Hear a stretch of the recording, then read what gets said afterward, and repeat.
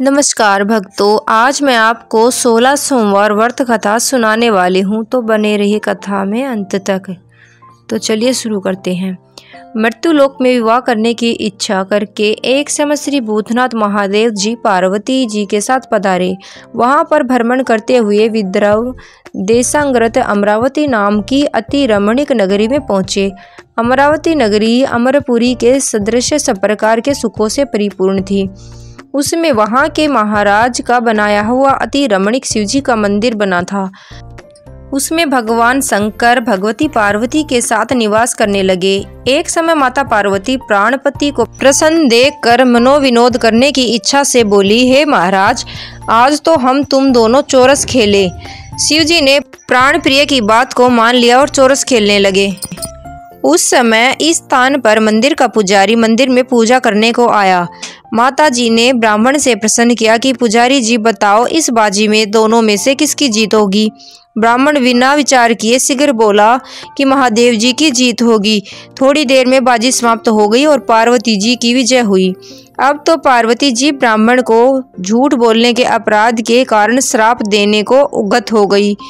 तब महादेव जी ने पार्वती जी को बहुत समझाया, परंतु उन्होंने ब्राह्मण को कोढ़ी होने का श्राप दे दिया। कुछ समय बाद पार्वती जी के शापवश पुजारी के शरीर में कोढ़ पैदा हो गया। इस कोढ़ के कारण पुजारी अनेक दुखों से दुखी रहने लगा। इस तरह के कष्ट भोगते हुए बहुत दिन बीत गए तो देवलोक की अप्सराएं शिवजी की पूजा करने उसी मंदिर में पधारी और पुजारी के कोढ़ी होने का कारण पूछा। तो पुजारी ने निसंकोच सब बातें उन्हें बता दी। वे अप्सराएं बोली, हे पुजारी, अब तुम अधिक देर तक दुखी नहीं होगे। भगवान शिवजी तुम्हारे हर कष्ट दूर कर देंगे।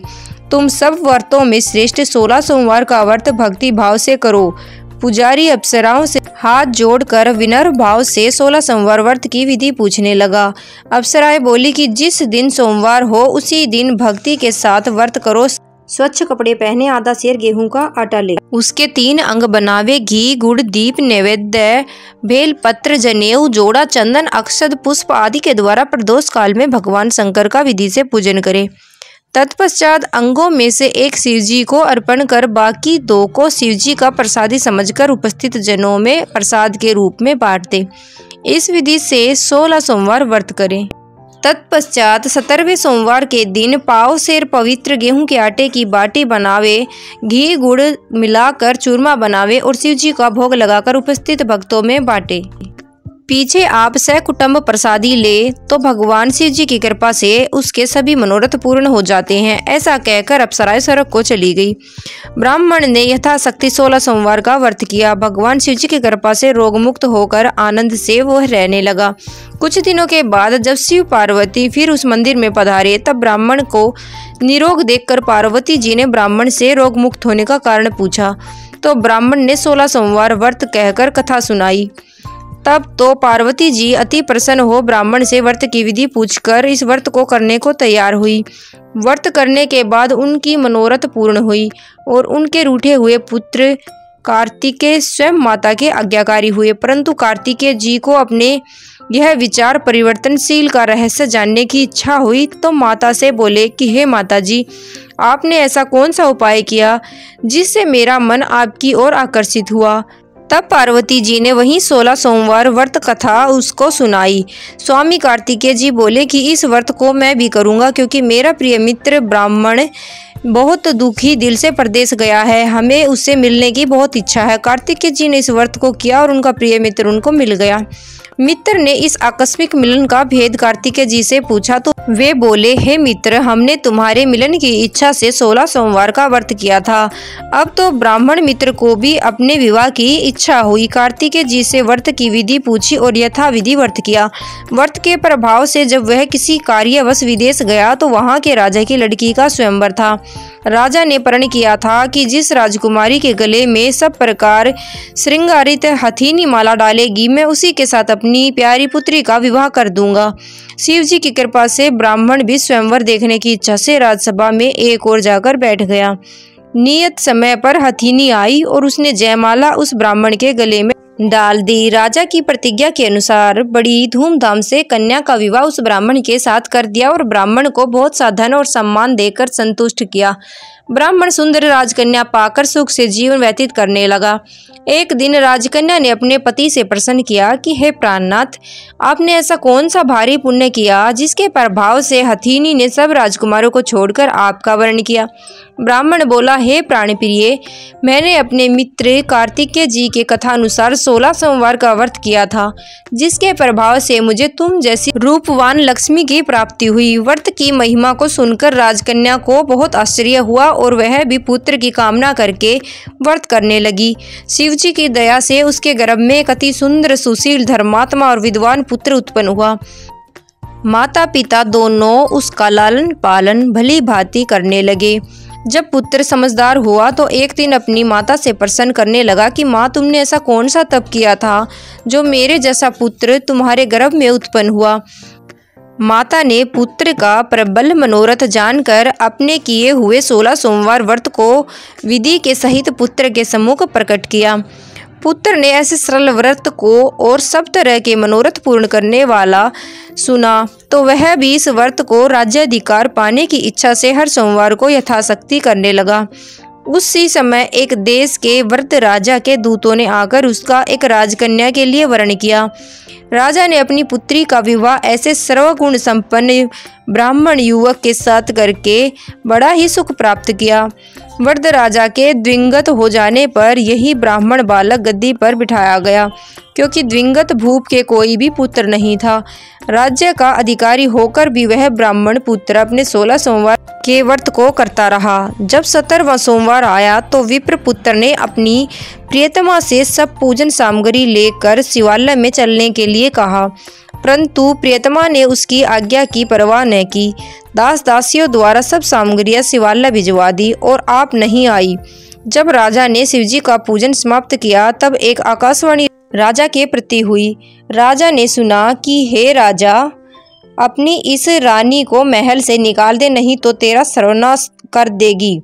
वाणी को सुनकर राजा के आश्चर्य का ठिकाना नहीं रहा और तत्काल ही मंत्रागृह में आकर अपने सभासदों को बुलाकर पूछने लगा कि हे मंत्रियों, मुझे आज शिवजी की वाणी हुई है कि राजा, तू अपनी रानी को घर से निकाल दे, वरना तेरा सर्वनाश कर देगी। मंत्री आदि सब बड़े विषमय और दुख में डूब गए, क्योंकि जिस कन्या के कारण राज मिला है, राजा उसी को निकालने का जाल रचता है। यह कैसे हो सकेगा। अंत में राजा ने उसे अपने महल से निकाल दिया।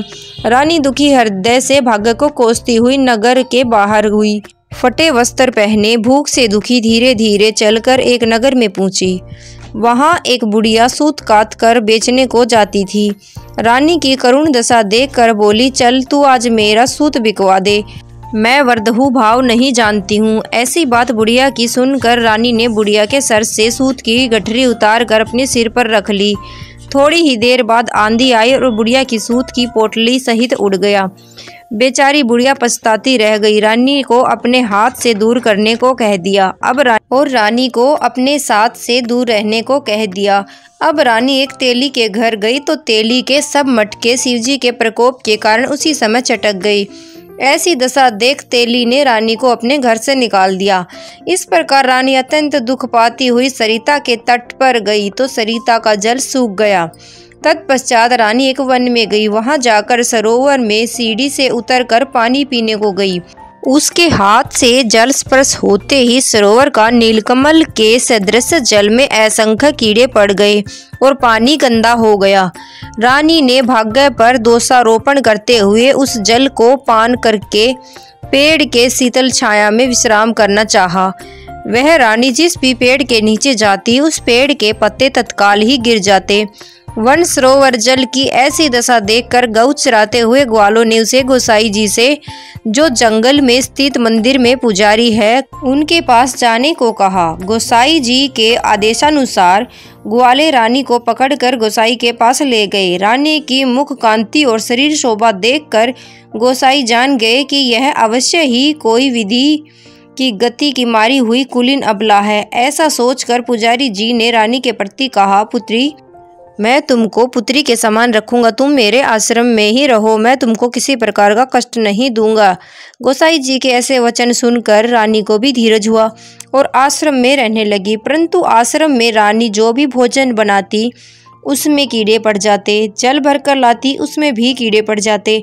अब तो गोसाई जी भी बहुत दुखी हुए और रानी से बोले, हे बेटी, तेरे कौन से देवता का कोप है जिससे तेरी ऐसी दशा है। पुजारी की बात सुन रानी ने शिव जी की पूजा करने न जाने की कथा सुनाई तो पुजारी शिव जी महाराज की अनेक प्रकार से स्तुति करते हुए रानी के प्रति बोले, पुत्री, तुम सब मनोरथों के पूर्ण करने वाले 16 सोमवार के व्रत को करो, उसके प्रभाव से अपने कष्टों से मुक्ति पा सकोगी।